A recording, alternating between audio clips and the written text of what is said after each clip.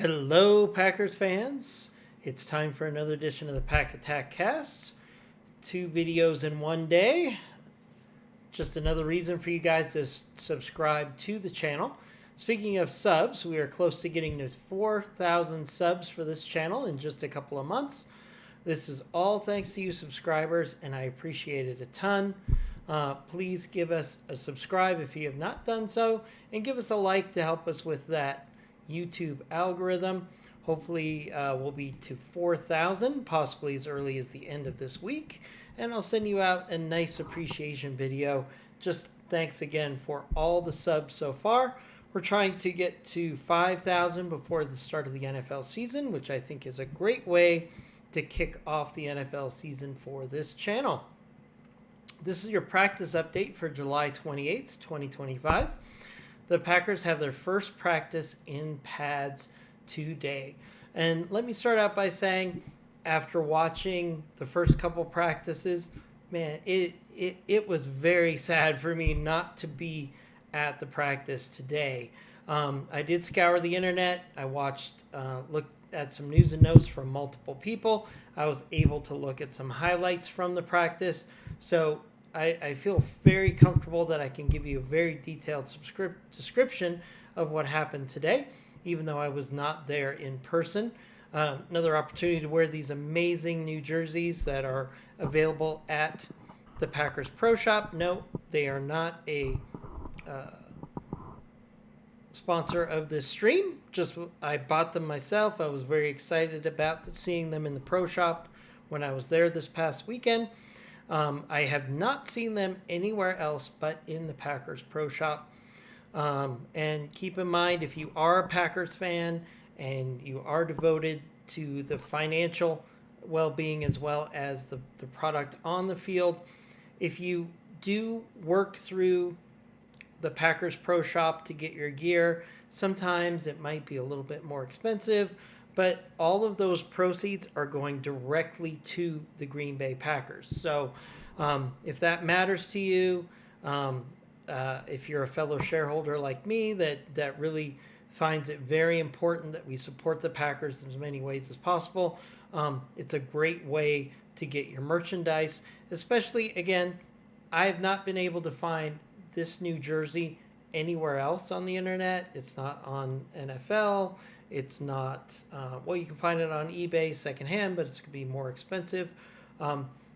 And my understanding is this is going to be a limited edition. So check it out if you're interested. I think the colors are great. They also have some hats in these colors. They have sweatshirts in these colors. They have t-shirts in these colors. So the Packers are going to be playing at least one game in this uniform this year. We don't know which one, but I'm excited to see them on the field with this really sweet look from 1923. Nice throwback to a successful season of the Green Bay Packers. Maybe wearing this year will bring them some championship success, perhaps. So let's get to our news and notes for today from practice. Elton Jenkins is back in practice and working on individual drills. My expectation is he'll work on individual drills and get into 11-11 drills by maybe Friday's practice if all goes well. They're trying to ramp him up slowly as he comes back from a back injury. Elton Jenkins did come out after practice. He spoke to the media. He said he had some personal stuff going on during optional mini camps. And then he came to camp with a back injury, and that's the reason why he hasn't been practicing. I do think it is still contract related. Elton came out and said he does not expect a change to his contract, but it wouldn't surprise me if the Green Bay Packers do something for him. Maybe something tied to a bonus if he gets to the Pro Bowl as a center, or something tied to a team success or playing time, something like that. Just a little thank you to Elton for coming back to the field. I think the Green Bay Packers would do well to give Elton some sort of a olive branch here, because if he plays great at center this year, they're going to want him to be in a good situation next year. Another thing the Packers could do This is pure speculation on my part, but they could extend him for an additional year and maybe give him some additional signing bonus money. It wouldn't be a horrible idea for the Packers to tack on an extra year. Right now, he has 2 years left on his deal. If they added on a third year, that would give them a lot of flexibility. And for the salary cap, if they threw in a little bit of money, but then they extended him an extra year, they might actually be in a better position in the salary cap next year. So good to see him in there. He'll probably be in with the first team offense on one-on-one drills. I would say no later than next week. Now, some other injury notes. With the return of Banks and Jenkins to the injury report is down to just 3. So the Packers only having 3 injuries as of this practice is a great sign. Christian Watson is out with his knee. This is an expected long-term issue. John Williams is out with a back issue. That's also expected to be a long-term issue. I don't know if we're going to see John Williams at all in this training camp. He might just end up as a default practice squad player because as we get closer to the kickoff, it's going to be harder and harder to bring another offensive lineman into the mix and be ready for week 1. So John Williams might just possibly end up on the injury list for the year, shutting him down, or he might end up on the practice squad. One thing that I don't love is defensive end Colin Oliver continues to be out with a hamstring. I would really like to see him on the field and be given some opportunities. Otherwise, the same thing with Colin Oliver here. He might end up on the practice squad if he isn't able to show he's going to be a contributor in 2025. So we'll have to see what happens. Now, we did have an important injury in practice today. Marshon Lloyd was left practice after a low hit from Hobbs today. My understanding is the description I got is it was a running play. Marshon Lloyd was about to get past Hobbs. Hobbs stuck out a hand to get contact. As a result of that, Marshon Lloyd was either tripped up or hit in such a way that he went down to the ground. Is it a dirty play? I don't think so. Is it something that would be even called as a penalty? Again, I don't think so. I think that would just be considered a tackle in a regular season game. It wasn't a horrible hit. It wasn't something that was intentionally to injure his teammates. So I'm hoping it was just a minor injury. Look for him to be out a few days just as a precaution. There were repercussions for Hobbs. Hobbs was benched for a good chunk of practice as he's had a few offenses in past practices, which we talked about in our last video.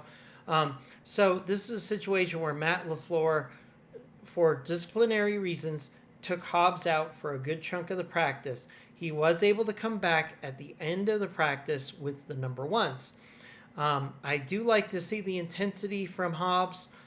He's a very intensive player. Hopefully we'll see this when he's tackling opponents. But we don't necessarily want to see him injure his teammates. So this is something we're going to closely monitor. Hopefully he can find a balance. Another thing to watch with Hobbs is he does have a history of small injuries coming from his tackling historically over the last couple of years with the Raiders. So there is another reason for him to kind of tone these things down just a little bit, and that's to avoid hurting his teammates and himself. But it's great to see the enthusiasm out on the field. Quay Walker is also ramping up. He did individual work today. I saw him on the sleds.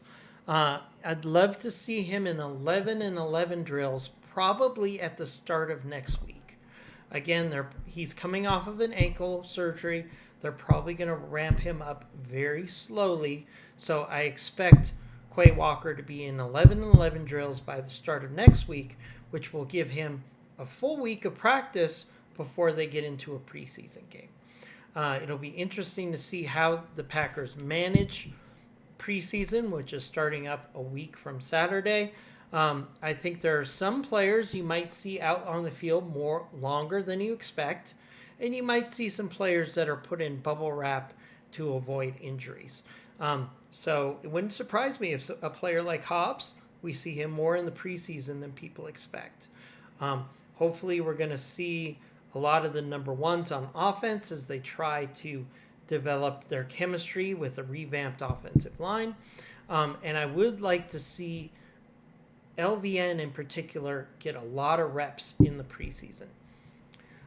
Speaking of LVN, he's been getting the starter reps at his position, and he's clearly being handed the starting job in camp.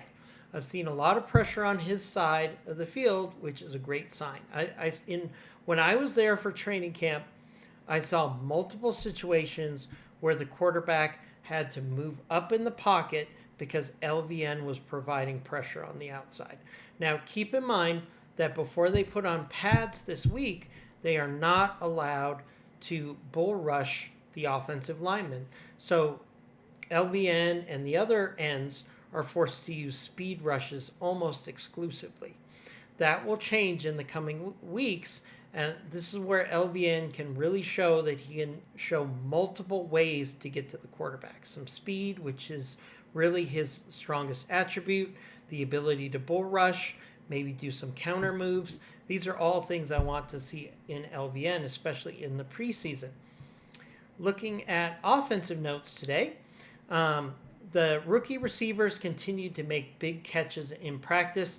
Savion Williams caught a nice 32-yard counter route from Malik Willis, and Matthew Golden had a 25-yard sideline catch. So those are your big notes from training camp on Monday, the 28th.